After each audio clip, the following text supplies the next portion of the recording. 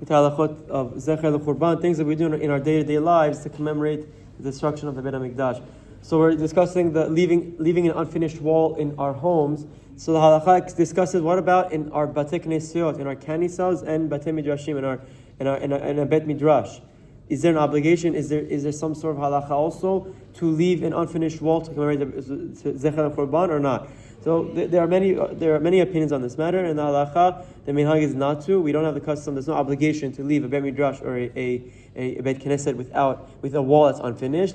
Rav Ovadia in his footnote in Chazon Ovadia brings some opinions that are strict, but the halakha, the minhag is not to be strict. You can be lenient, and we don't have to be strict on that. We don't have to now go back and fix all of our shuls. Even if we buy and build a shul from the onset, there's no necessary obligation to do so in person as well. Now there are other elements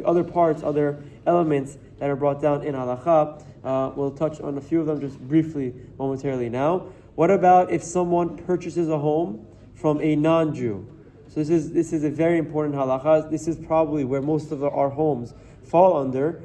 When purchasing a home from a non-Jew, there is no obligation to leave any already built home. There's no obligation whatsoever to leave any part unfinished, because when we began the halachot, the Shulchan Aruch explains that when you are building, when someone goes to build a home, they must leave it. But if you bought a home from a non-Jew, the non-Jew had no obligation to do it, and the home is already ready. There's no obligation on yourself either to now take apart a wall or destroy a wall or scrape off any part of the wall. To do so, that's the halakha. The Achronim all add and explain that someone who is stringent and someone who goes out of their way above and beyond and wants to remove some of the paint from one wall to do so in their home, it's nice, it's appropriate, it's nice to, but there's no necessary obligation to do so if someone buys a home from a non-Jew. And that answers most of the questions as how come many homes in our area don't necessarily have. It's because of the structure of who they bought it from, or why and how it was built. And lastly, do office places need? There are some opinions that say yes, but halakha, the minhag is not to. In our office spaces, there's no obligation to leave any wall unfinished.